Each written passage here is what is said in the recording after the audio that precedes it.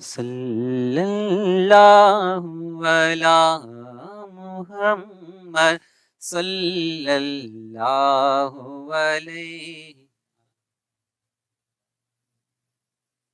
صلی اللہ علی محمد صلی اللہ علیہ وسلم۔ کہاں ہے دنیا میں شہر ایسا مدینے جیسا، مدینے جیسا؟ کہاں ہے دنیا میں شہر ایسا، مدینے جیسا، مدینے جیسا؟ ہے فخر جنت زمیں کا ٹکڑا، ہے فخر جنت زمیں کا ٹکڑا، جہاں کی لہد نبی بنی ہے۔ صلی اللہ علی محمد صلی اللہ علیہ وسلم، صلی اللہ علی محمد صلی اللہ علیہ وسلم۔ اجالا جس کا ہے دو جہاں میں، وہ میرے آقا کی روشنی ہے۔ اجالا جس کا ہے دو جہاں میں، وہ میرے آقا کی روشنی ہے۔ انہی کے قدموں کی برکتوں سے، انہی کے قدموں کی برکتوں سے یہ زندگی آج زندگی ہے۔ صلی اللہ علی محمد صلی اللہ علیہ وسلم، صلی اللہ علی محمد صلی اللہ علیہ وسلم۔ حساب کا دن کٹھن تو ہوگا، مگر ہمیں ان کا آسرا ہے۔ حساب کا دن کٹھن تو ہوگا، مگر ہمیں ان کا آسرا ہے۔ وہ آ ہی جائیں گے بخشوانے، وہ آ ہی جائیں گے بخشوانے، شفاعت ان کو عطا ہوئی ہے۔ صلی اللہ علی محمد صلی اللہ علیہ وسلم، صلی اللہ علی محمد صلی اللہ علیہ وسلم۔ یہ سب تمہارا کرم ہے آقا کی بات اب تک بنی ہوئی ہے۔ یہ سب تمہارا کرم ہے آقا کی بات اب تک بنی ہوئی ہے۔ ہم اس کرم کے کہاں تھے قابل، ہم اس کرم کے کہاں تھے قابل، حضور کی بندہ پروری ہے۔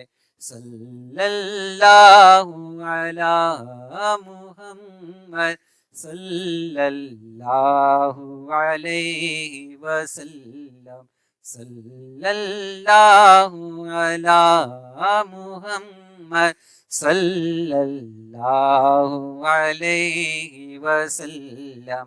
وہ خوشبوئے زلف مصطفیٰ ہے کہ مشک بھیگے جس کے آگے۔ وہ خوشبوئے زلف مصطفیٰ ہے کہ مشک بھیگے جس کے آگے۔ مہکتی گلیاں یہ کہہ رہی ہیں، مہکتی گلیاں یہ کہہ رہی ہیں سواری ان کی ابھی گئی ہے۔ صلی اللہ علی محمد صلی اللہ علیہ وسلم، صلی اللہ علی محمد صلی اللہ علیہ وسلم۔ کھڑے ہیں منکر نکیر سر پر، نہ کوئی حامی نہ کوئی یاور۔ کھڑے ہیں منکر نکیر سر پر، نہ کوئی حامی نہ کوئی یاور۔ بچا لو آ کر میرے پیمبر، بچا لو آ کر میرے پیمبر کے سخت مشکل حساب میں ہے۔ صلی اللہ علی محمد صلی اللہ علیہ۔ السلام علیکم ورحمۃ اللہ تعالی وبرکاتہ۔ الحمد للہ الحنان المنان الذي خلق الانسان وعلمه البيان، والصلاة والسلام على رسوله سید الانس والجان وعلى آلہ واصحابہ ذوی الخیر والاحسان، اما بعد، فاعوذ باللہ من الشیطان الرجیم، بسم اللہ الرحمن الرحیم۔ اولئک کتب فی قلوبہم الایمان وأیدہم بروح منہ، صدق اللہ مولانا العظیم، وبلغنا رسولہ النبی الامین المتین المختار الکریم، ونحن على ذلك لمن الشاہدین والشاکرین والحمد للہ رب العالمین۔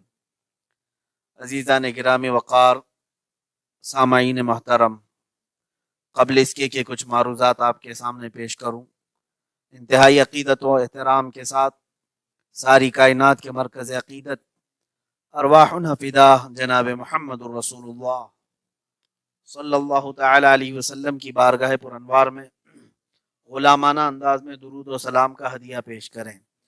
اللہم صلی علی سیدنا و مولانا محمد معدن الجود والکرم وآلہ واصحابہ الکرام وابنہ الکریم وبارک وسلم صلاة دائمة سرمدا ابدا۔ عزیزان گرامی وقار، آج جیسے کہ اعلان ہو چکا تھا کہ ہم یوم ولادت اعلی حضرت کے مناسب موقع پر وقت کے عظیم مجدد کی بارگاہ میں خراج عقیدت پیش کرنے کے لیے کچھ کلمات اور کچھ نعت و منقبت پیش کریں گے۔ اسی اعلان کے مطابق آپ کے سامنے حاضر ہوں۔ سب سے پہلی بات تو یہ ہے کہ ہم آج ایک عظیم سلطان الفقہ، امام الائمہ، حبر الامہ، سرکار سیدی اعلیٰ حضرت فاضل بریلوی رضی اللہ تعالیٰ عنہ کی بارگاہ میں خراج عقیدت پیش کرنے جا رہے ہیں۔ میرے عزیزو، ہندوستان کا معیار سنیت ہے، یعنی سنیت کی کسوٹی کا نام اعلیٰ حضرت ہے، اور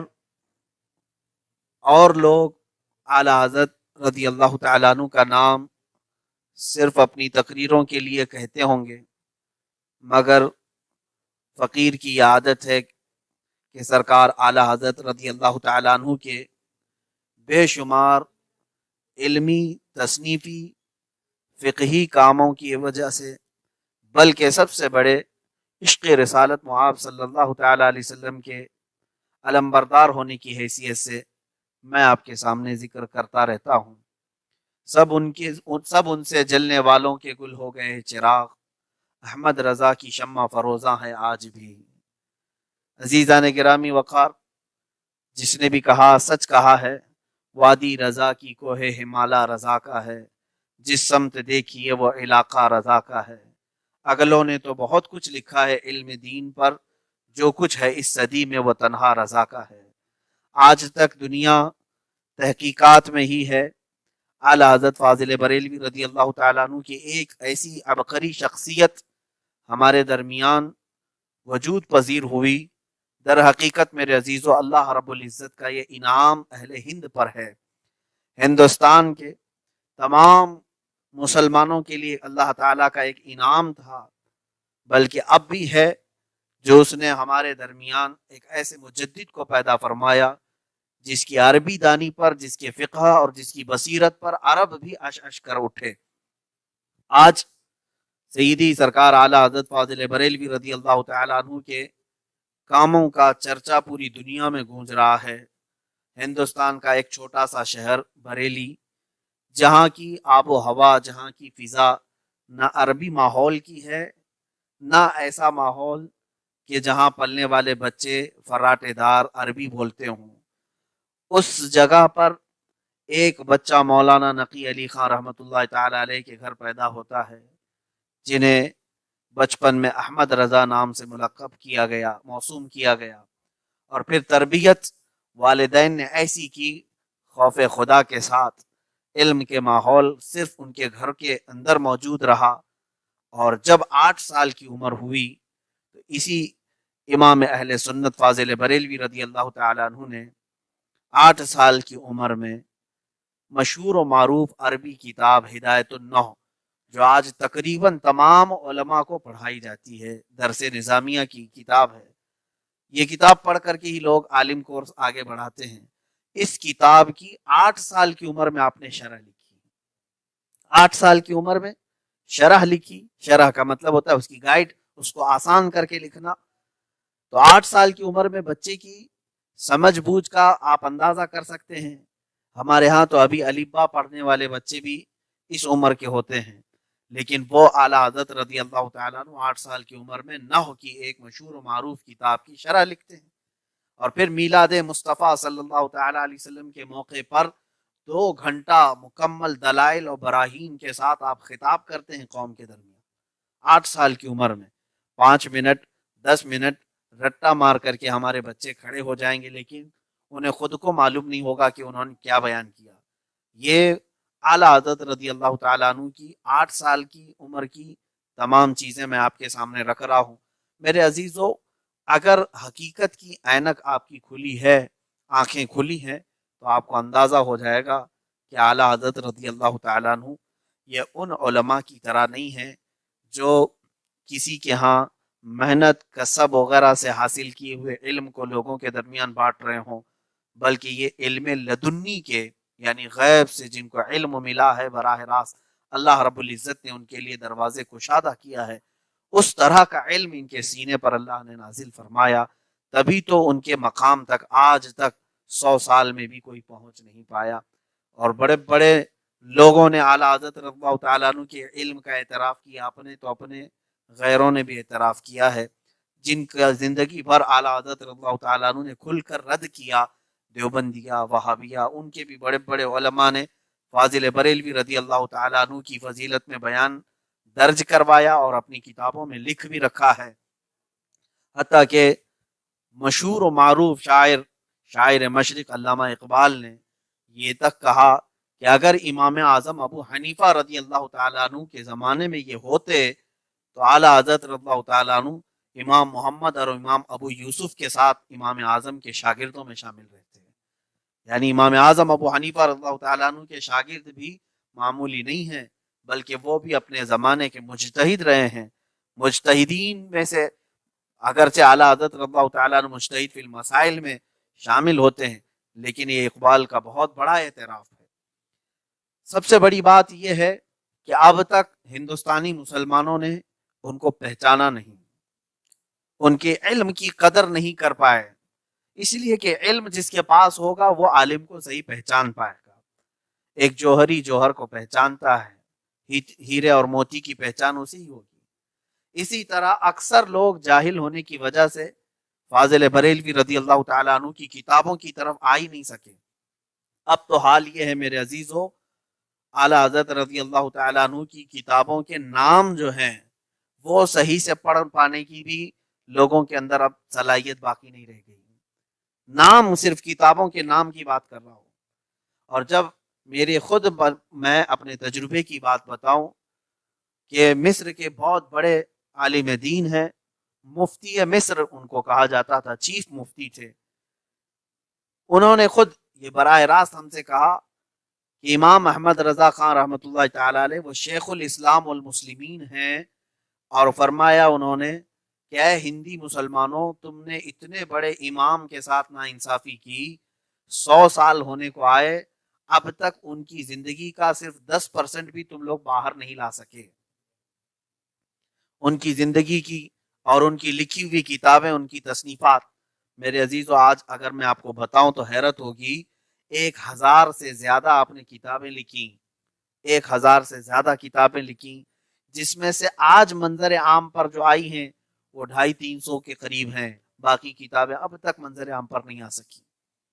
آپ سوچ سکتے ہیں کہ اعلیٰ حضرت فاضل بریلوی رضی اللہ تعالیٰ عنہ کا کتنا بڑا علمی ذخیرہ اب تک آیا نہیں، اور جس کا 10% باہر آیا ہے اس کے چرچے 100 سال تک چل رہے ہیں. باقی 90% باہر آ جائے، میں سمجھتا ہوں قیامت تک اس امام احمد رضا خان فاضل بریلوی کے چرچے جاری رہیں گے، اس لیے کہ انہوں نے اپنے نام کے لیے اور اپنی ذات کے لیے کوئی کام نہیں کیا، بلکہ ان کا تو یہ عقیدہ تھا. انہوں نے اپنے اشعار میں یہ بھی کہا ہے، اعلیٰ حضرت رضی اللہ تعالیٰ عنہ نے، بے نشانوں کا نشان مٹتا نہیں، مٹتے مٹتے نام ہو ہی جائے گا. اعلیٰ حضرت رضی اللہ تعالیٰ عنہ کا مشن تو یہ تھا کہ سرکار دو عالم صلی اللہ تعالیٰ علیہ وسلم کے لیے انہوں نے اپنی زندگی وقف کر دی تھی. اب میں اسی بات پر آتا ہوں کہ ان کے بے شمار کارنامے ہیں جس پر گفتگو کی بہت ایک طوالت ہو جائے گی، ایک لمبا بیان شروع ہو جائے گا اگر الگ الگ ٹاپک دیکھے جائیں. مثال کے طور پر اگر ان کے گوشہائے زندگی میں ان کے تقوی پر اگر بات کریں تو ایک رات پوری نکل جائے. ان کے نماز با جماعت کی پابندی کی بات کی جائے تو ایک بیان پورا اس پر ختم ہو جائے.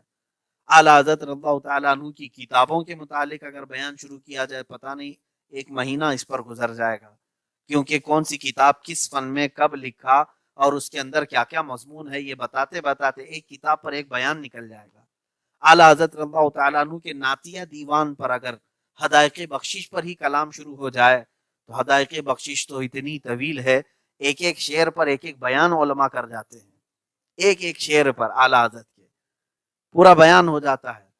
تو میرے خیال سے حدائق بخشش پر میں خود 1 سال تک مکمل بیان کروں تو بھی حدائق بخشش مکمل نہیں ہو پائے گی.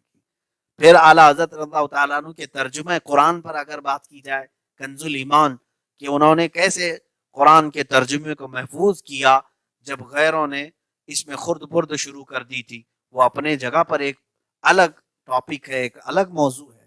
اعلیٰ حضرت رضی اللہ تعالیٰ عنہ کی زندگی کے گوشوں میں اگر میں ان کے فقہ پر بات کروں کہ کتنے فتوے آپ نے لکھے، پوری فتاوی رضویہ جو 30 جلدوں میں آج ہمارے سامنے موجود ہے، ایک جلد کے بارے میں اگر میں بیان شروع کروں کم از کم 1 ہفتہ اس پر نکل جائے گا. 30 جلدوں پر بیان کرتے کرتے نہ جانے کتنے ہفتے اس پر گزر جائیں گے. عزیزان گرامی، اعلیٰ حضرت رضی اللہ تعالیٰ عنہ کے علم العادات پر اگر بات کروں تو 1 سال گزر جائے، کیونکہ آپ کو علم العادات میں اتنی مہارت تھی کہ اس زمانے کے جو بڑے سے بڑے لوگ علم العادات کے جاننے والے تھے وہ اعلیٰ حضرت رضی اللہ تعالیٰ عنہ کا 5% بھی نہیں جانتے تھے. آپ کے میتھمیٹکس کے متعلق، علم الحساب، ریاضی کے متعلق اگر بات کروں تو وہ ایک الگ ٹاپک ہے. یونیورسٹی کے بڑے بڑے پروفیسر بھی آپ کا لوہا مانتے تھے کہ جو فنڈا کسی سے حل نہیں ہوتا ہے وہ امام احمد رضا خان فاضل بریلوی رضی اللہ تعالیٰ عنہ چند منٹوں میں ان کو حل کر کے دے دیا کرتے. اس کی مثالیں موجود ہیں. علی گڑھ یونیورسٹی کے پروفیسر اور دیگر کئی لوگ ایسے جو اعلیٰ حضرت رضی اللہ تعالیٰ عنہ سے اپنے حساب کو طے کی. ابھی خود فی الحال ایک بحث چھڑ پڑی ہے کہ بہت سارے لوگوں نے آج تک جو سائنس کے نظریے کے مطابق کلام کرتے ہیں کہ زمین گردش کر رہی ہے سورج کے اطراف، اعلیٰ حضرت رضی اللہ تعالیٰ عنہ نے اس کے رد میں پوری کتاب لکھی ہے کہ زمین ساکن ہے، گردش نہیں کر رہی ہے، گھوم نہیں رہی ہے، سورج گھوم رہا ہے. جبکہ آئنسٹائن کا نظریہ، آئنسٹائن بڑا سائنسدان جس نے یہ نظریہ پیش کیا کہ زمین حرکت کر رہی ہے، پہلے اپنے ارد گرد گھومتی ہے اور پھر سورج کے اطراف گھومتی ہے. اپنے ارد گرد گھومنے کے لیے اسے 1 دن لگتے ہیں، اور سورج کے ارد گرد گھومنے کے لیے پورا 1 سال لگتا ہے، 365 دن ہوتے ہیں. یہی ہے، آپ نے یہی پڑھا. اعلیٰ حضرت رضی اللہ تعالیٰ عنہ نے اس کا رد فرمایا، الفوز المبین در رد حرکت زمین، پوری کتاب لکھی. بلکہ میں کہوں یہ اس زمانے کی بات ہے جب اعلیٰ حضرت رضی اللہ تعالیٰ عنہ کتاب لکھ رہے ہیں، زمین کے گردش کو ناپنے کا کوئی آلہ ہی موجود نہیں، زمین کی گردش کو سمجھنے کا کوئی آلہ موجود نہیں. آج سائنس بہت ترقی کر چکی ہے، یہ خلا میں جا چکے ہیں. یہ اس زمانے میں کلام کر رہے ہیں صرف اپنے میتھمیٹکس کے فنڈے اور اس کے جو فارمولے ہیں اس پر آپ نے بحث کر کے پوری کتاب لکھی. حقیقت تو یہ ہے میرے عزیزو، اس کے 4 پیج آج پڑھ نہیں پائیں گے اکثر لوگ. علم والوں کی بات کر رہا ہوں، عوام تو عوام جو کتاب اعلیٰ حضرت رضی اللہ تعالیٰ، بلکہ وہ اپنے زمانے کے عبقری سائنسدان بھی تھے، ایسے سائنٹسٹ جنہوں نے آئنسٹائن کا نظریہ رد کر دیا. آج لوگ اگرچہ یہ کہتے ہیں وہ ایک مولوی صاحب ہیں، ان کو کیا معلوم سائنس کے متعلق. میں کہتا ہوں کہ اعلیٰ حضرت رضی اللہ تعالیٰ عنہ نے جو نظریات لکھے ہیں، اگر آپ کے اندر اس طرح کی ہمت ہے تو اس کا جواب لکھو، نہ یہ کہ مولوی صاحب کہہ کر کے ان کا رد کرو. آپ ان کے نظریات کو رد کر کے بتاؤ. بلکہ خود سائنسدانوں میں اختلاف پایا جا رہا ہے. بعض سائنسدان کہتے ہیں کہ زمین نہیں گھوم رہی، بعض کہتے ہیں گھوم رہی ہے. سائنس کا نظریہ تو بدلتا رہتا ہے. پہلے تو سائنس یہ کہتا تھا کہ انسان بندر کی اولاد میں سے ہے، ترقی کرتے کرتے یہاں آیا. ڈاروین نے یہ کہا تھا، بعد میں اس نظریے کو غلط ثابت کر دیا گیا. عزیزان گرامی، میں بات یہ کر رہا ہوں اعلیٰ حضرت رضی اللہ تعالیٰ عنہ کی زندگی کے کس کس گوشے پر کلام کیا جائے، کس کس گوشے پر کلام کیا جائے. ان کے نعت رسول صلی اللہ تعالیٰ علیہ وسلم میں ڈوب کر کے اشعار لکھنے والے ایک نعتیہ دیوان پر کلام کیا جائے، یا فقہ کے بادشاہ کی حیثیت سے ان کو دیکھا جائے اور فتاوی رضویہ پر کلام کیا جائے، یا مفسر قرآن کی حیثیت سے آپ کو دیکھا جائے اور کنز الایمان پر بات کی جائے، یا پھر آپ کو ایک سائنسدان کی حیثیت سے دیکھ کر کے یہ زمین، آسمان، یہ نباتیات، یہ حیاتیات، اس پر کلام کیا جائے، یا پھر آپ کو علم العداد کا ماہر سمجھ کر کے. اسی لیے اعلیٰ حضرت نے خود اپنے کلام میں ہی لکھ دیا، ملک سخن کی شاہی تم کو رضا مسلم، جس سمت آ گئے ہو سکے بٹھا دیے. جہاں دیکھو اعلیٰ حضرت کا قلم چلا ہوا ہے. میرے عزیزو، میں آپ سے پوچھتا ہوں، سائنس ایک الگ علم ہے کہ نہیں ہے؟ سائنس بالکل ایک الگ علم ہے. میتھس ایک الگ علم ہے، جغرافیہ ایک الگ علم ہے، فزکس ایک الگ علم ہے، کیمسٹری ایک الگ علم ہے. اس طرح سے اعلیٰ حضرت رضی اللہ تعالیٰ عنہ کی کتابوں کو جب جوڑا گیا، کتنے علم پر انہوں نے الگ الگ کتاب لکھی، تو بعض محققین نے کہا 120 علموں پر آپ کی کتابیں موجود ہیں، اور بعض محققین نے کہا 55 علوم پر آپ کی کتابیں موجود ہیں. 55 علوم پر. میرے عزیزو، زندگی بیت جاتی ہے ایک ہی علم میں، آدمی کو محنت کرتے کرتے. آپ نے اگر کسی سائنسدان کو دیکھا ہو تو اس نے اگر زندگی میں 10 کتابیں لکھی ہیں تو سائنس پر ہی لکھا ہوگا. پھر اس کی کتاب آپ جغرافیہ پر، میتھمیٹکس پر، فزکس پر نہیں دیکھیں گے. یہ ایک ایسی عبقری شخصیت ہے. ان کی کتاب آپ کو سائنس میں بھی ملے گی، ریاضی میں بھی ملے گی، علم جفر میں ملے گی، علم رمل میں ملے گی، علم بلاغت میں ملے گی، علم معانی میں ملے گی، علم بدی میں ملے گی، علم تفسیر میں ہے، علم فقہ میں ہے، علم کلام میں ہے، علم نحو، علم صرف، علم اصول فقہ، علم اصول تفسیر، علم اصول حدیث، علم اصول تخریج. یہ تمام علوم پر آپ کو اعلیٰ حضرت رضی اللہ تعالیٰ عنہ کی کتابیں ملیں گی. کس کس گوشے پر ہم آج کلام کریں؟ اس فاضل بریلوی رضی اللہ تعالیٰ عنہ. اسی لیے بہت بہترین انداز میں آپ ہی کے پیر خانے کے صاحب سجادہ، زیب سجادہ، برادر سجادہ حضرت سید اشرف میاں ماہروی دام ظلہ العالی فرماتے ہیں کہ لوگوں، فتاوی رضویہ تو ایک کرامت ہے.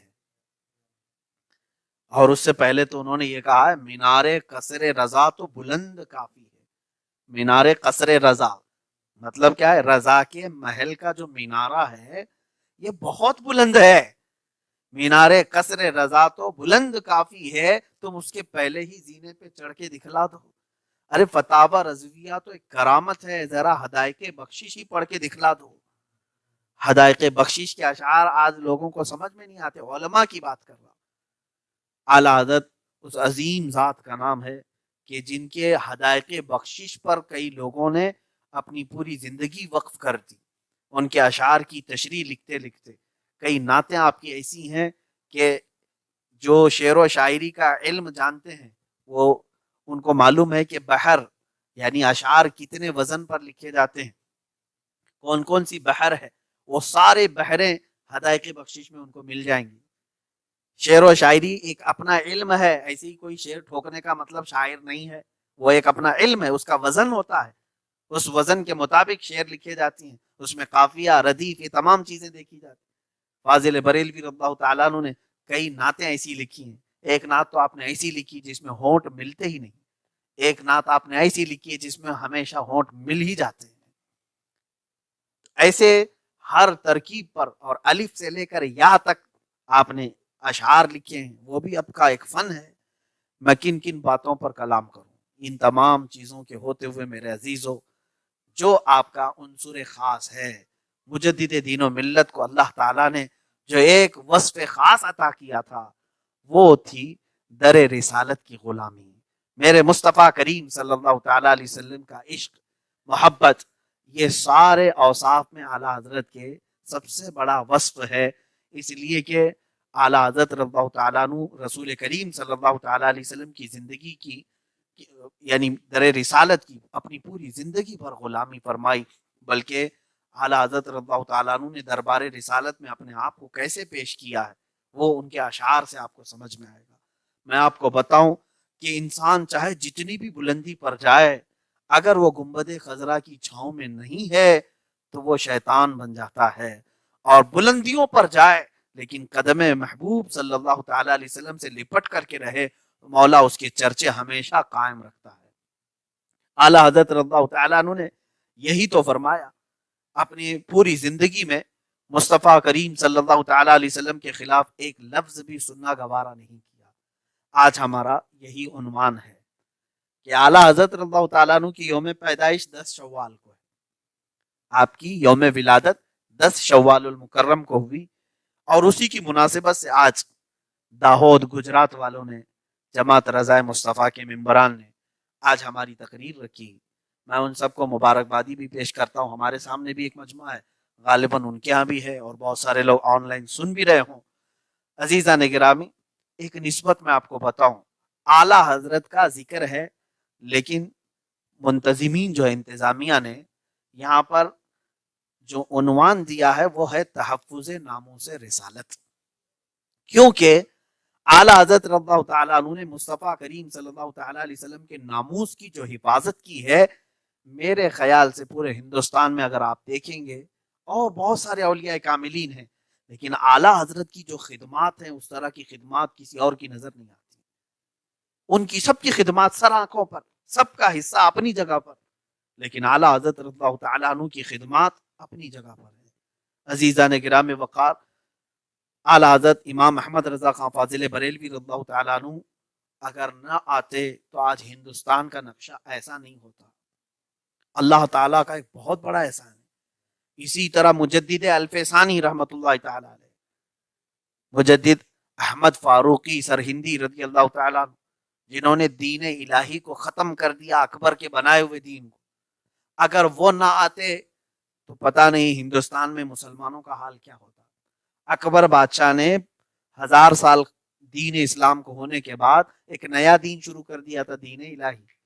اس کا نیا دین یہ تھا کہ ممبروں پر مورتیاں رکھی جائیں گی, اذان کی بجائے سیپ بجائی جائے گی, سب کو ساتھ کر دیا جائے گا, ہندو مسلم سب ایک ساتھ, آپ ان کی عبادت کریں وہ آپ کی عبادت کریں, سب مکس کر دیں گے.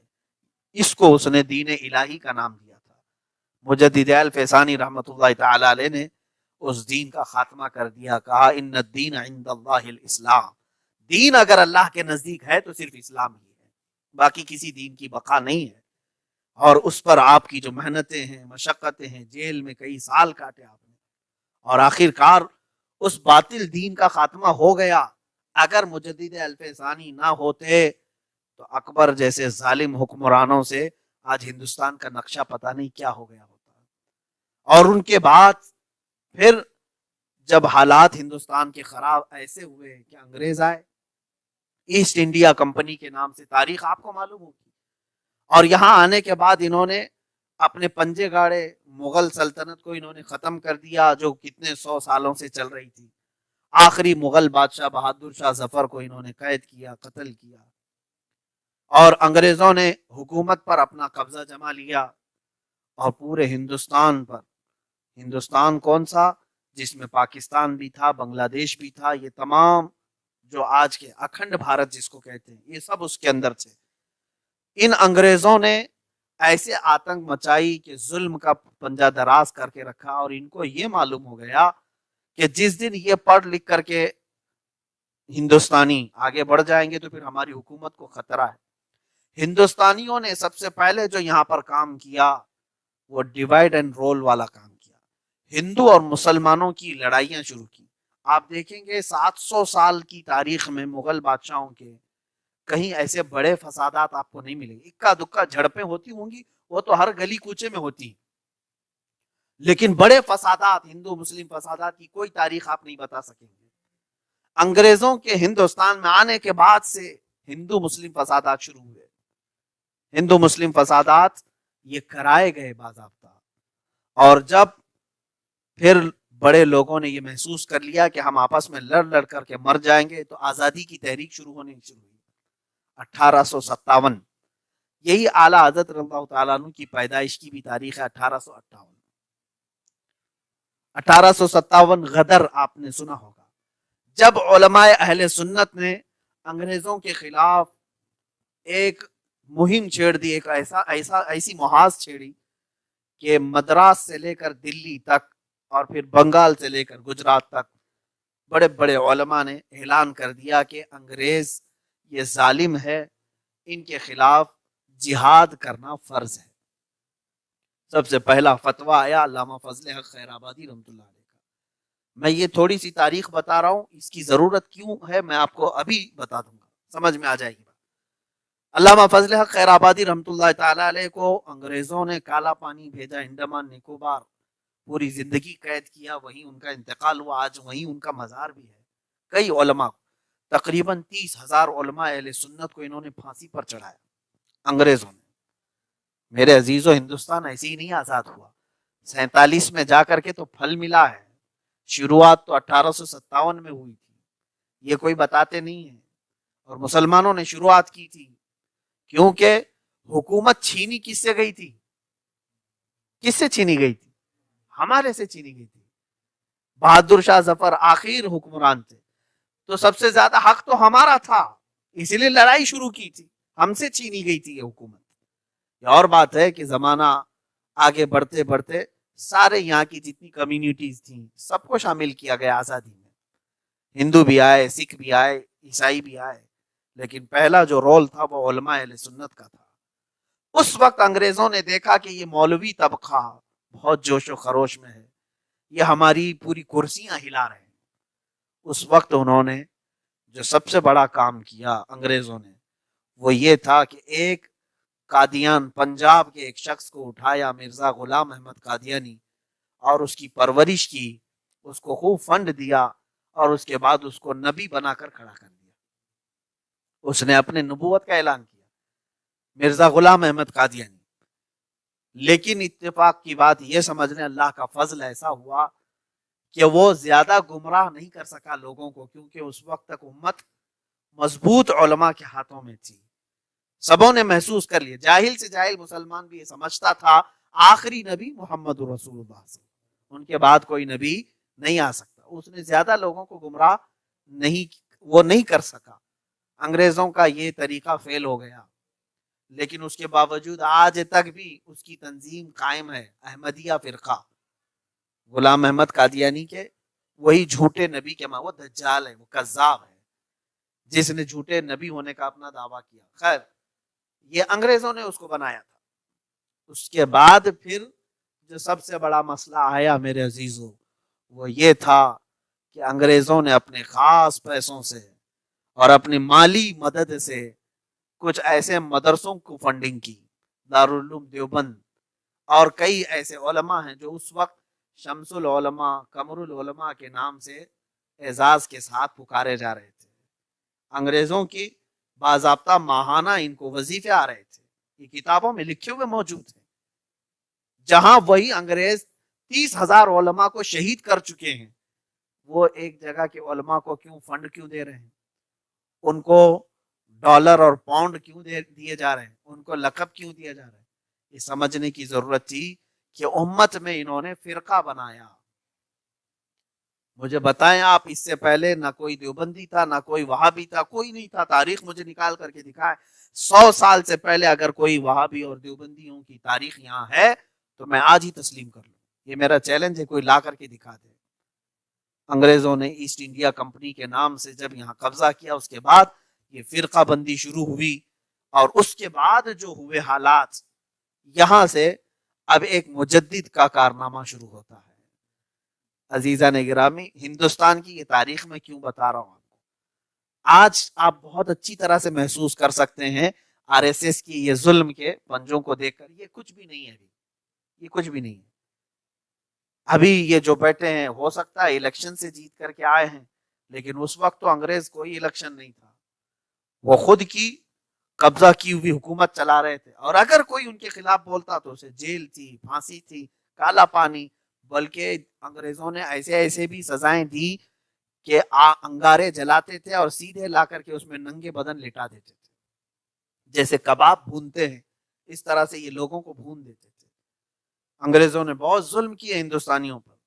ایسا ڈر کا ماحول پورے ہندوستان میں، پہلی بات یہ سمجھ کر کے چلے، ڈر کا ماحول ہے انگریزوں کا.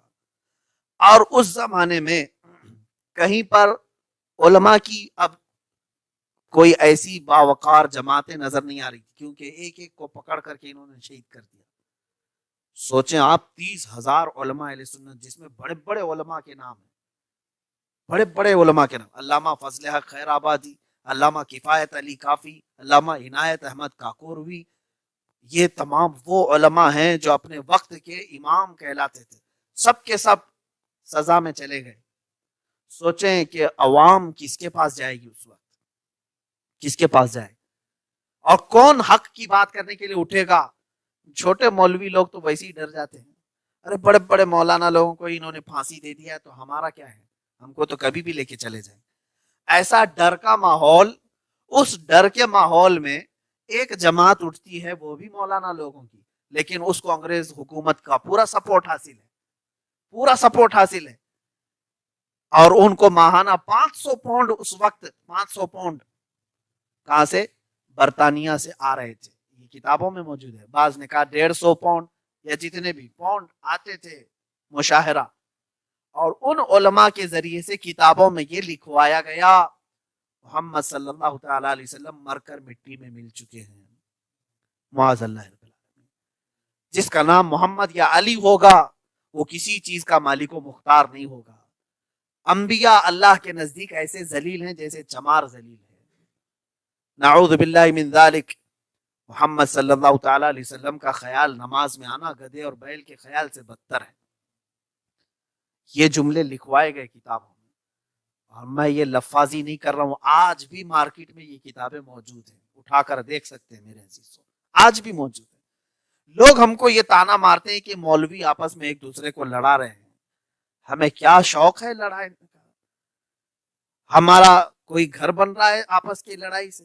عزیزان گرامی، تمہارے باپ کو اگر کوئی گالی دے تو تم زندگی بھر لڑتے رہتے ہو. میرے مصطفیٰ کریم صلی اللہ علیہ وسلم کی شان میں جن ظالموں نے ایسی کتابیں لکھی، کیا ہم اپنی قوم کو ان کا چہرہ نہ دکھائیں؟ لوگ یہ کہتے ہیں یہ اختلافی باتیں نہ کریں مولانا صاحب، اچھا خاصا ماحول خراب ہو جائے گا. کون سا اختلاف؟ یاد رکھو، جو ان سے بیگانہ ہوا وہ ہمارا ہو ہی نہیں سکتا. یہ ہماری زندگی کا ہدف ہے. رسول کریم صلی اللہ تعالی علیہ وسلم کا جو نہیں ہو سکا وہ میری ماں سے پیدا ہوا ہے تو بھی وہ میرا نہیں ہے. یہی ہمیں عقیدہ دیا گیا ہے صحابہ کرام سے.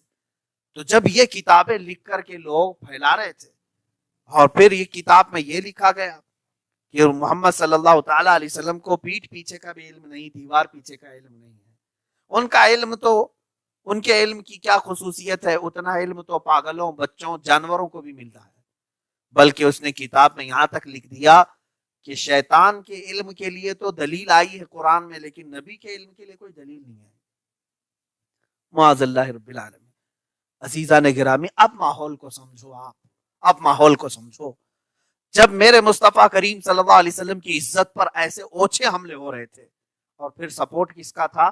انگریز گورنمنٹ کا سپورٹ تھا. اور حالات کیسے تھے؟ ڈر اور خوف کے. علماء پوری کے پورے نکالے جا چکے ہیں, شہید ہو چکے ہیں, کالا پانی جا چکے ہیں. اس وقت بریلی کی سرزمین سے ایک مجدد کو اللہ اٹھاتا ہے, اور اس مجدد نے قلم سنبھالا اور پھر ایسا دنداں شکن جواب دیا, لکھنا شروع کیا تو ان کے دانت آج تک کھٹے کے کھٹے ہیں. عزیزان گرامی, فاضل بریلوی رضی اللہ تعالیٰ عنہ نے پھر یہ بھولی بھٹکی امت کو پھر سے جمع کیا اور کہا, اے لوگو, یہ جو ظالم کہہ رہے ہیں اپنے نبی کے بارے میں ایسا عقیدہ مت رکھنا, بلکہ نبی کے بارے میں تم یہ کہنا, سرور کہوں کہ مالک و مولا کہوں تجھے, باغ خلیل کا گلے زیبا کہوں تجھے, اے جانے جاں میں جانے تجلا کہوں تجھے, تیرے تو وصف عیب تناہی سے ہیں بری, حیران ہوں میرے شاہ میں کیا کیا کہوں تجھے, لیکن رضا نے ختم سخن اس پہ کر دیا, خالق کا بندہ خلق کا آقا کہوں تجھے. یہ کس نے سکھایا ہمیں؟ ناموس رسالت کی حفاظت اعلیٰ حضرت رضی اللہ تعالی. اس زمانے میں عزیزان گرامی آج آپ اہمیت محسوس نہیں کر رہے ہوں, اس لیے میں نے تھوڑی سی تاریخ آپ کو بتائی. انگریز ایسے ظالم تھے کہ آپ ان کی جوتیوں کے نیچے ہندوستانیوں کے, مسلمانوں, ہندوؤں, سب کے چہروں کو رگڑتے تھے. کسی کو بھی راستے پر سلا کر اس کے گال پر اپنے بوٹ, اپنے شوز, اپنے جوتے رگڑتے تھے. یہ ان کی عادت سی تھی. بلکہ کئی ایسے تصویریں بھی آپ کو مل جائیں گی کہ ایک انگریز اس وقت عورتوں کی پیٹھ پر سوار ہو کر کے جاتا تھا ہندوستانی. ایسا ظلم تھا یہاں پر, اور ہندوستانیوں نے 100 سال بہت مشقتیں اٹھائی. ویسے دور میں حکومت کی سپورٹ شدہ علماء کی ایک جماعت ناموس رسالت پر حملہ کر رہی ہے, اور کسی نے اگر ان کے خلاف قلم اٹھایا ہے اور اس کا بال بھی انہوں نے بیکا نہیں کیا, اس مجدد کا نام امام احمد رضا خان ہے. کچھ نہیں کر سکے اعلیٰ حضرت رضی اللہ تعالیٰ عنہ کو, پوری زندگی کچھ نہیں کر سکے سوائے گالی گلوچ کی. اعلیٰ حضرت کا انہوں نے ایک بال بھی بیکا نہیں کیا. اللہ جس کو رکھے اسے کون چکھے, مشہور محاورہ ہے, جسے اللہ رکھے اسے کون چکھے. اعلیٰ حضرت رضی اللہ تعالیٰ عنہ نے اپنی زندگی ناموس رسالت کی حفاظت کے لیے وقف کر دی تھی. آپ دیکھیں مصطفیٰ کریم صلی اللہ تعالیٰ علیہ وسلم سے نسبت شدہ چیز کو بھی آپ ایسے احترام سے عرض کرتے. لوگوں سے کہا خبردار, اگر نبی سے, یہ تو ظالم کہہ رہے ہیں, نبیوں کے کا مقام اللہ کے نزدیک ایسی ہے جیسے چمار کا, چوڑی چمار کا, جیسے اللہ کے نزدیک انبیاء اتنی حیثیت رکھتے ہیں. مگر رسول کریم صلی اللہ تعالیٰ علیہ وسلم کی ذات پر جب ایسی بات آئی, امام احمد رضا خان فاضل بریلوی فرماتے ہیں, اے لوگو, نبی کونین صلی اللہ علیہ وسلم کی ذات کی بات تو دور کی ہے, ذات کی بات, اگر کسی نے میرے نبی صلی اللہ علیہ وسلم کے پہنے ہوئے امامہ شریف کی بھی گستاخی کی, یا اس کو کمتر سمجھا, یا داڑھی کو ہلکا سمجھا, یہ بھی چھوڑو, اگر بکریاں چرانے کو بھی کسی نے ہلکا سمجھا تو کافر ہو جائے گا, کیونکہ میرے نبی کا فعل ہے, میرے نبی کی سنت ہے. رسول کریم صلی اللہ تعالیٰ علیہ وسلم کی کسی فعل کی, کسی عمل کی بھی اگر کسی نے ہلکی سی توہین کی, اعلیٰ حضرت رضی اللہ تعالیٰ عنہ نے فرمایا اس کا اسلام سے تعلق ہی نہیں ہے. مسلک اعلیٰ حضرت کوئی نیا مسلک نہیں ہے. صحابہ اکرام رضوان اللہ تعالیٰ علیہم اجمعین نے جو محبت رسول اپنی زندگی میں پیش کی تھی, وہی مسلک اعلیٰ حضرت ہے. آپ ڈھونڈ کر کے دیکھ لیں اعلیٰ حضرت کی ایک ایک بات کو, ناموس رسالت کی ایسی حفاظت کی. جہاں لوگ کہہ رہے تھے دیوار پیچھے کا علم نہیں, دارالعلوم دیوبند سے وابستہ علماء جانتے ہیں, آج ان کی کتابوں میں موجود ہے. اور اعلیٰ حضرت جب ان کی کتابیں دیکھ رہے تھے, ادھر یہ کہہ رہے اعلیٰ حضرت اور کوئی غیب کیا تم سے نہا ہو بھلا, جب نہ خدا ہی چھپا تم پہ کروڑوں درود. اے مسلمانوں انصاف کرو, کس کا عقیدہ اپناؤ گے؟ اس کا جو کہتا ہے کہ دیوار کے پیچھے کا علم نہیں, یا اس کا جو کہتا ہے کہ دنیا میں کوئی چیز چھپی ہی نہیں رسول سے؟ آپ انصاف کی عینک سے آپ لگا کر کے دیکھو کہ ہاں آج حق پر کون ہے. مسلک اعلیٰ حضرت رضی اللہ تعالیٰ عنہ کا نام ہم یوں ہی نہیں لیتے. اب سنو, اعلیٰ حضرت رضی اللہ تعالیٰ عنہ مصطفیٰ کریم صلی اللہ تعالیٰ علیہ وسلم کی ذات کے متعلق کیا کہتے ہیں, اور دوسرے لوگ اس وقت کیا کہہ رہے ہیں. جس کا نام محمد یا علی ہوگا وہ کسی چیز کا مالک و مختار نہیں. کون کہہ رہا ہے؟ دارالعلوم دیوبند سے کتابیں موجود ہیں. میں اس طویل بحث میں نہیں جا رہا ہوں کیونکہ یہ ایک مناظرے کا الگ فن ہوتا ہے. اس کی کتاب، اس کا صفحہ، اس کی ایڈیشن سب کوٹ کر کے بتانا. جس کو ضرورت ہے وہ پرسنلی رابطہ کر کے پوچھ سکتا ہے ہم سے کہ یہ بات کہاں ہے، وہ بات کہاں ہے. ہم انشاءاللہ پیش کریں گے. لیکن جہاں لوگ یہ کہہ رہے ہیں کہ وہ کسی چیز کے مالک و مختار نہیں ہوتے، تو یہاں یہ بریلی کا امام کہتا ہے کون دیتا ہے دینے کو منہ چاہیے، دینے والا ہے سچا ہمارا ہے. وہ تو کہتے ہیں شافی و نافی ہو تم، وافی و کافی ہو تم، درد کو کر دو دوا تم پہ کرو. آنکھ عطا کیجئے اس میں ضیا دیجئے، جلوہ قریب آ گیا تم پہ کرو. کون دیتا ہے دینے کو منہ چاہیے. عزیزان گرامی وقار، یہ عقیدہ کس نے سکھایا ہمیں؟ یہ اعلیٰ حضرت رضی اللہ تعالیٰ عنہ نے حضور اکرم صلی اللہ تعالیٰ علیہ وسلم کی ناموس کی ایسی حفاظت فرمائی.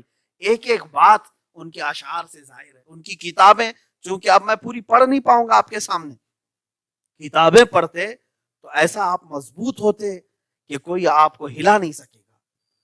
لیکن کیا کریں، افسوس ہے آج کے دور میں کہ کتابیں پڑھنے جتنا علم بھی حاصل نہیں کیا جا رہا ہے.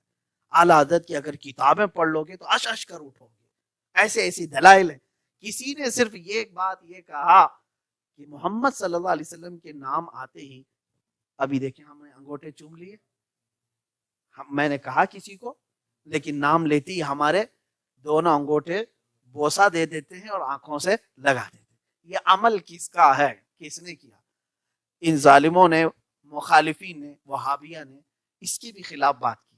کہا یہ کہیں سے ثابت نہیں ہے، یہ کہیں سے ثابت نہیں ہے انگوٹھے چومنا. اعلیٰ حضرت رضی اللہ تعالیٰ عنہ نے جب بات آتی ہے عشق رسالت کی، کسی کا پیٹ درد ہو رہا ہو تو اعلیٰ حضرت کا قلم بھی خاموش نہیں ہوتا.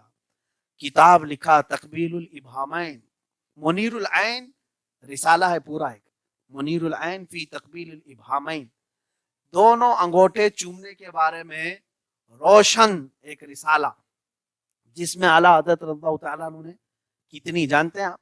پہلے 200 دلیلیں لکھی. 200 دلیلیں لکھی.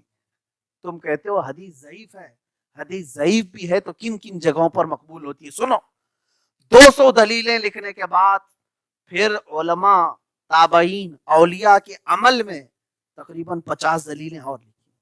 اس کے بعد پھر اپنی جانب سے 10 دلیلیں اور لکھی، اور پھر کہا یہ جلد بازی میں نے مختصر سا اتنا لکھ دیا ہے، اگر اللہ نے زندگی میں اور وقت دیا تو اس پر اور میں گفتگو کر سکتا ہوں. عزیزان گرامی وقار، حضور صلی اللہ تعالیٰ علیہ وسلم کی بات صرف انگوٹھے چومنے کے لیے آئی تو اس امام نے قلم اٹھا لیا. آج پوری ذات پر لوگ کیچڑ اچھال رہے ہیں اور لوگ یہ کہتے ہیں مصلحت ہے، خاموش بیٹھو.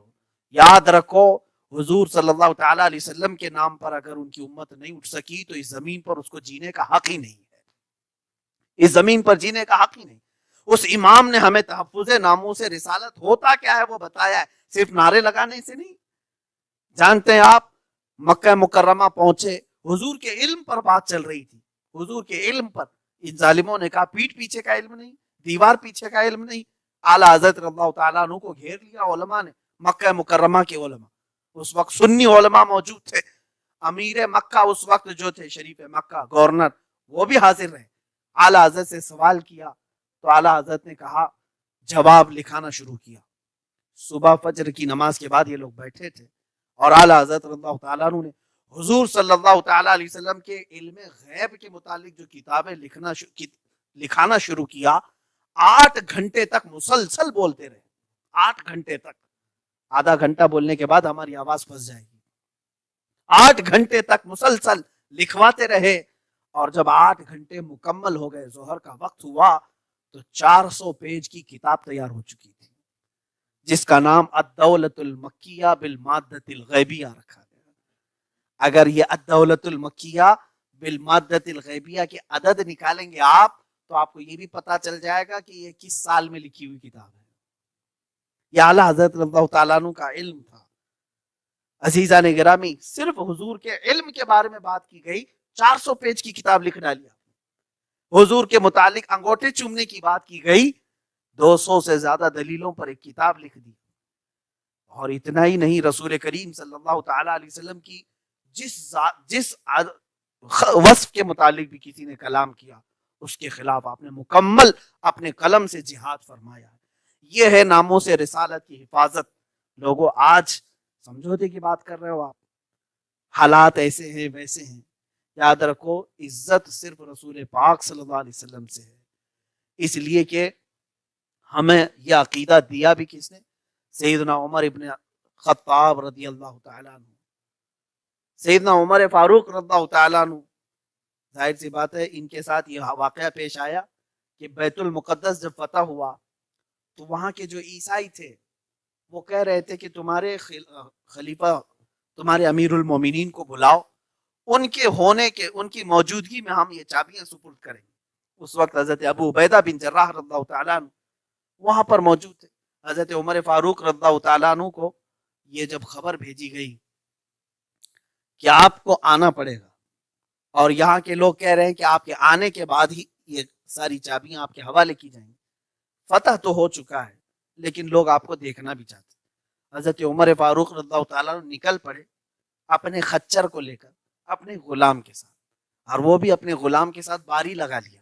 1 میل میں بیٹھوں گا، 1 میل تو بیٹھے گا، 1 میل تک تو میرے خچر کی رسی پکڑ کر چلے گا اور 1 میل میں تیرے رسی پکڑ کے چلوں گا، ایک ہی گھوڑا لے کر کے چلے گا. اس وقت پر کچھ لوگوں نے کہا تھا کہ حضور آپ فاتح بیت المقدس بن کر جا رہے ہیں، قبلہ اول واپس لے رہے ہیں، اور وہاں بڑے بڑے عیسائی پادری بھی ہوں گے، یہودیوں کے علماء بھی ہوں گے، اور آپ امت مصطفیٰ صلی اللہ تعالی علیہ وسلم کے امیر ہیں، تھوڑا شاہی سواری لے کر کے چلے.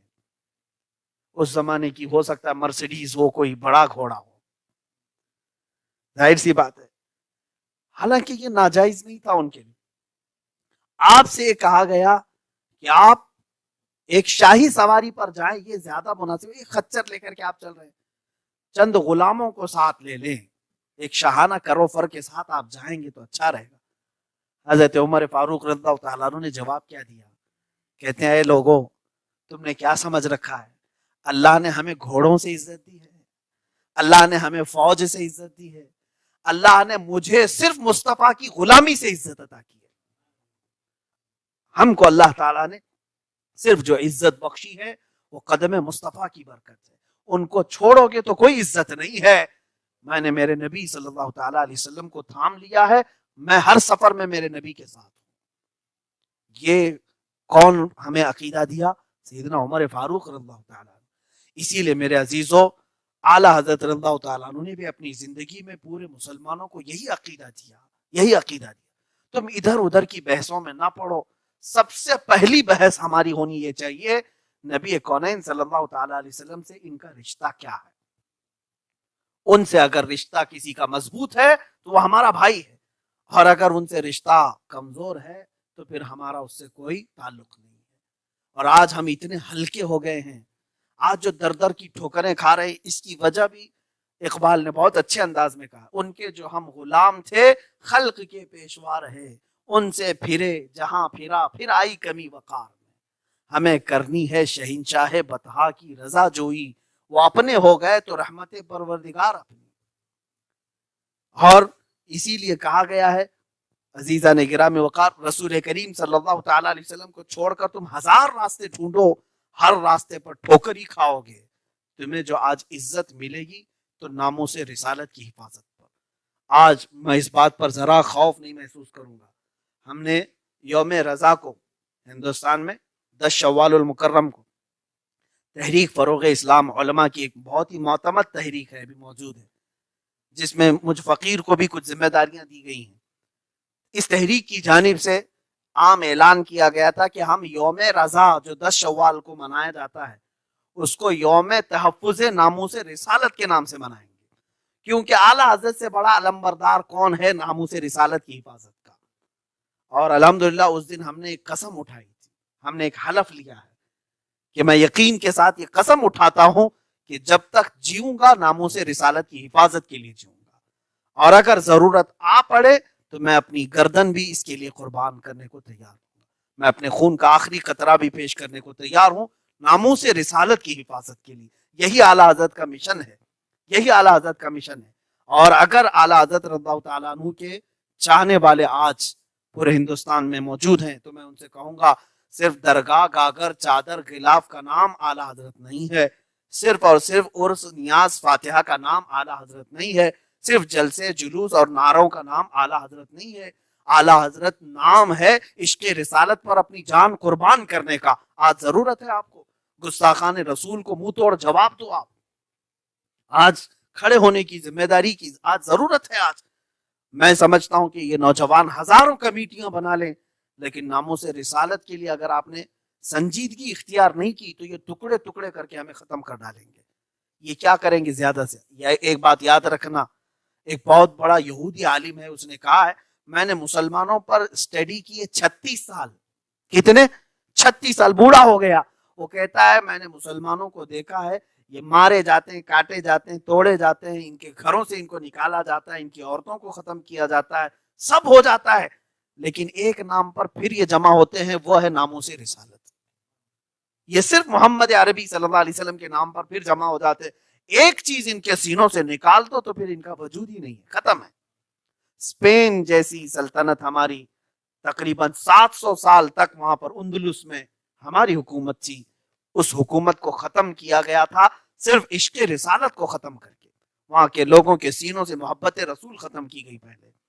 عزیزان گرامی, اعلیٰ حضرت رضی اللہ تعالیٰ عنہ کا مشن یہی ہے کہ اپنے بچوں کو اتنا پلاؤ کہ ان سے کہو کہ چاہے تو جیسا بھی ہو جائے, جنگل میں کیوں نہ چلا جائے, لیکن میرے نبی کے خلاف ایک لفظ بھی برداشت نہ کرنا, چاہے اس وقت بدلہ لینے میں تمہاری جان ہی کیوں نہ چلی جائے, بدلہ لینے میں تمہاری جان بھی کیوں نہ چلی جائے.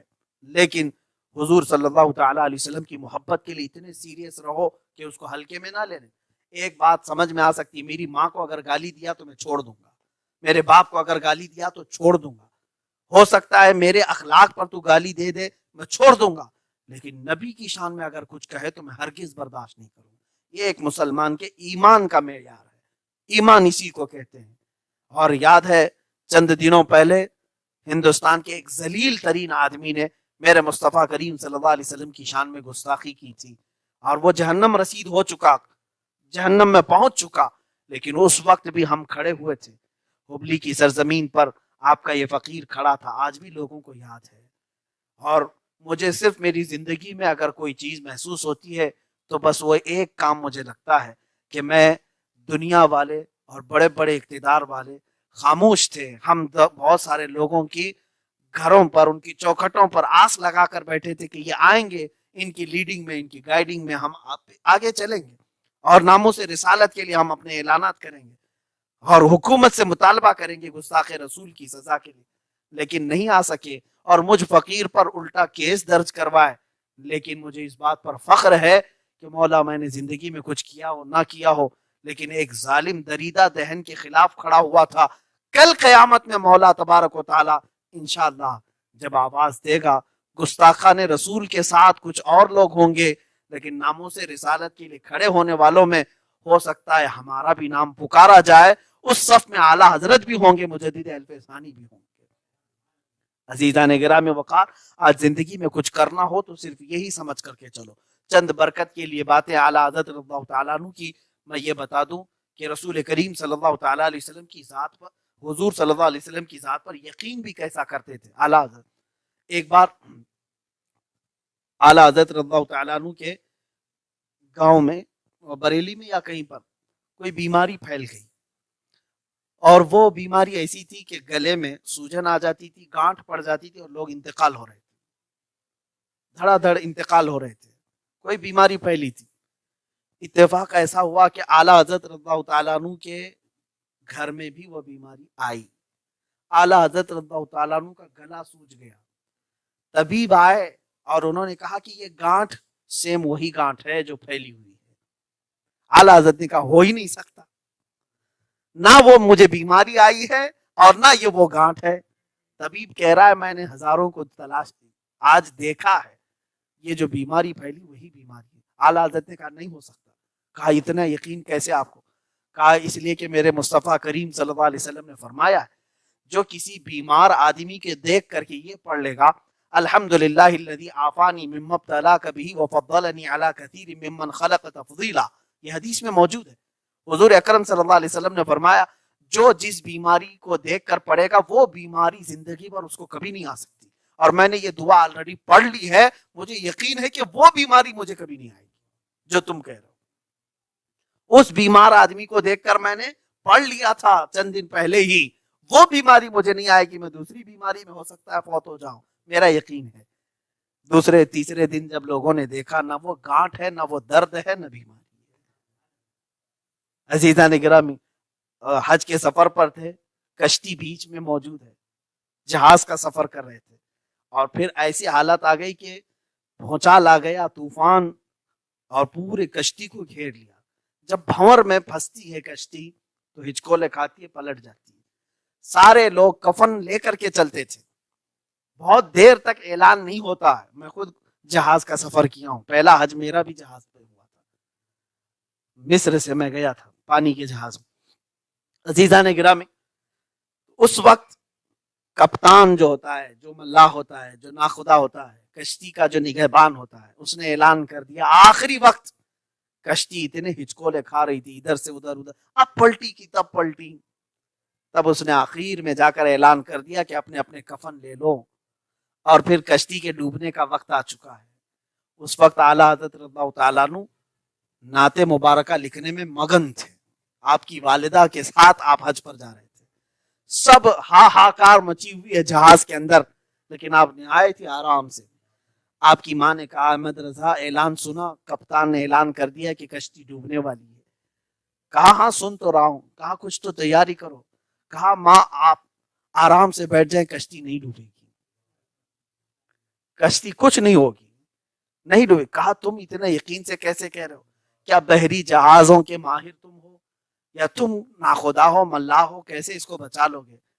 اعلیٰ حضرت رضی اللہ تعالیٰ عنہ نے فرمایا، مصطفیٰ کریم صلی اللہ علیہ وسلم کی ایک حدیث ہے، جب بھی پانی کے سفر پر بیٹھو تو یہ پڑھ لو بسم اللہ مجرہا و مرساہا ان ربی لغفور الرحیم، تو انشاءاللہ العزیز وہ کشتی کبھی نہیں ڈوبے گی۔ اعلیٰ حضرت فرماتے ہیں ماں میں نے چڑھتے ہی یہ دعا پڑھ لی تھی، مجھے یقین ہے یہ جہاز کے ہچکولے، یہ طوفان جھوٹا ہو سکتا ہے، میرے نبی کا فرمان جھوٹا نہیں ہو سکتا۔ اور لوگوں نے دیکھا کشتی بھنور سے ایسی نکلی، جب اعلیٰ حضرت یہ لکھ رہے تھے آنے دو یا ڈوبو دو اب تو تمہاری جانب، کشتی تمہیں پہ چھوڑی لنگر اٹھا دیے ہیں۔ لوگوں نے دیکھا کہ کشتی بغیر کسی نقصان کے ساحل پر پہنچی، اور اعلیٰ حضرت اللہ تعالیٰ نے حج بھی ادا کیا ہے۔ یہ ہے یقین مصطفیٰ کریم صلی اللہ علیہ وسلم کی ذات پر، ایک ایک فرمان پر اتنا یقین رکھتے تھے اعلیٰ حضرت، چاہے دنیا ادھر سے ادھر ہو جائے لیکن وہ فرمان رسول صلی اللہ علیہ وسلم پر یقین رکھتے۔ اس زندگی کو بیان کرنے کے لیے بہت سارا وقت ناکافی ہے۔ عزیزان گرامی، ہماری آوازیں ختم ہو جائیں گی لیکن اعلیٰ حضرت کے علم پر گفتگو کبھی مکمل نہیں ہو پائے گی۔ ہماری زندگیاں تمام ہو جائیں گی، ان کی کتابوں کا مغز پورا نہیں ہو سکے گا۔ انشاءاللہ العزیز پھر کسی ملاقات پر اور اعلیٰ حضرت رضی اللہ تعالیٰ عنہ کی ذات پر عرض کرنے کی کوشش کروں گا۔ آج برکت کے لیے اتنا ہی کافی ہے۔ اعلیٰ حضرت رضی اللہ تعالیٰ عنہ نے ناموس رسالت اور تحفظ ناموس رسالت کے لیے جو مشن عام کیا تھا، میں سارے نوجوانوں سے کہوں گا اٹھو، کھڑے ہو جاؤ اور عہد کرو کہ ہم جئیں گے تو مصطفیٰ کریم صلی اللہ علیہ وسلم کی ناموس کی حفاظت کے لیے جئیں گے۔ بعد میں ہماری تمام زندگیاں ہیں کہ محمد سے وفا تو نے تو ہم تیرے ہیں، یہ جہاں چیز ہے کیا لوح و قلم تیرے۔ اگر آپ نے زندگی میں یہ مشن اپنا لیا تو میرے عزیز پوری دنیا تمہارے قدموں میں ہے، ہر چیز تمہارے سامنے اللہ تعالیٰ ایسا زیر کر کے پیش کرے گا، تخت تمہارا ہوگا، کرسی تمہاری ہوگی، اقتدار تمہارا ہوگا، یا اگر تمہارے سامنے کچھ نہ بھی آئے تو اللہ تمہیں شہنشاہ کی طرح زندگی آرام سے عطا کرے گا، بادشاہ کی طرح، لیکن شرط یہ ہے کہ تم ان کے ہو جاؤ، حضور صلی اللہ تعالیٰ علیہ وسلم کے ہو جاؤ۔ یہی اعلیٰ حضرت کا مشن ہے جو ان کے اشعار سے، ان کی کتابوں سے واضح ہے۔ اور مصطفیٰ کریم صلی اللہ تعالیٰ علیہ وسلم کی بارگاہ میں جو خراج عقیدت اعلیٰ حضرت نے پیش کیا، آخری شعر پر میں یہی گفتگو ختم کرتا ہوں۔ انہوں نے یہی کہا تھا، پھر کے گلی گلی تباہ ٹھوکریں سب کی کھائی کیوں، دل کو جو عقل دے خدا تیری گلی سے جائے کیوں. جان ہے عشق مصطفیٰ روز فضو کرے خدا, جس کو ہو درد کا مزہ نازے دوا اٹھائے کیوں. اب تو نہ روک اے غنی عادت سگ بگڑ گئی, میرے کریم پہلے ہی لقمہ تر کھلائے کیوں. میرے کریم پہلے ہی لقمہ تر کھلائے کیوں. اور وجد میں آ کر کے اس امام نے ہمیں یہ تعلیم بھی دی ہے, کہا ہے مجھ سے خدمت کے قدسی کہیں ہاں رضا, مصطفیٰ جانے رحمت پہ لاکھوں سلام. وآخر دعوانا الحمدللہ رب العالمین. السلام علیکم ورحمۃ اللہ وبرکاتہ. تمامی حضرات کا میں شکر گزار ہوں جن لوگوں نے بھی سماعت کیا, اور خصوصیت کے ساتھ داہود کے جماعت رضا مصطفیٰ کی تنظیم کا, اور محب مکرم قاری مظفر صاحب کا بانسواڑہ والے جنہوں نے رابطہ کروایا. اور انشاءاللہ العزیز اس طرح سے آپ کی محفلیں منعقد ہوتی رہیں گی, اور فیض اعلیٰ حضرت جاری ساری رہے گا, اور تمامی حضرات اس محفل کی برکتیں ضرور حاصل کریں گے. اللہ تبارک و تعالی خیر و عافیت کے ساتھ آپ کی زندگی کو مسلک اعلیٰ حضرت پر قائم و دائم رکھے, اسی پر خاتمہ بالخیر فرمائے. صلاۃ و سلام پر آج کی ہماری یہ محفل ختم ہوگی انشاءاللہ. مصطفیٰ جانے رحمت پہ لاکھوں سلام, شمع بز میں ہدایت پہ لاکھوں سلام, شہر یار ارم تاجدار حرم نو بہارے شفاعت پہ لاکھوں سلام. دور و نزدیک کے سننے والے وہ کان کانے لالے کرامت پہ لاکھوں سلام. جس طرف اٹھ گئی دم میں دم آ گیا اس نگاہ عنایت پہ لاکھوں سلام. ہم غریبوں کے آقا پہ بے حد درود, ہم فقیروں کی ثروت پہ لاکھوں سلام. غوث و خواجہ رضا حامد و مصطفیٰ پنجے گنجے ولایت پہ لاکھوں سلام. کاش محشر میں جب ان کی آمد غور بھیجے سب ان کی شوکت پہ لاکھوں سلام. مجھ سے خدمت کے قدسی کہیں ہاں رضا, مجھ سے خدمت کے قدسی کہیں ہاں رضا. مصطفیٰ جانے رحمت پہ لاکھوں سلام, شمع بز میں ہدایت پہ لاکھوں سلام. الصلاة والسلام عليك يا رسول الله, الصلاة والسلام عليك يا نبي الله, وعلى آلك وأصحابك يا خير خلق الله صلى الله تعالى عليك وسلم. يا رسول الله انظر حالنا, يا حبيب الله اسمع قالنا, إننا في بحر غم مغرقون. خذ أيدينا خذ أيدينا خذ أيدينا, سهل لنا إشكالنا يا ربي بالمصطفى, بلغ مقاصدنا واغفر لنا ما مضى يا واسع الكرم. یا اللہ یا رحمان یا رحیم, دل مارا کن مستقیم بحق ایاک نعبد و ایاک نستعین. مالک و مولا پروردگارہ کریمہ کارسازہ, آج کی ہماری اس محفل کو اپنی بارگاہ میں شرف قبولیت عطا فرما. جو کچھ کہا سنا گیا سب پر عمل کی توفیق عطا فرما. اے رب قدیر, کچھ غلطیاں کوتاہیاں کمیوں بیشیاں ہوئی ہوں اپنے فضل و کرم سے معاف فرما دے. اے رب ذوالجلال, ہمیں زندگی بھر مسلک اعلیٰ حضرت پر قائم و دائم رکھ, اسی پر ہمارا خاتمہ بالخیر فرما.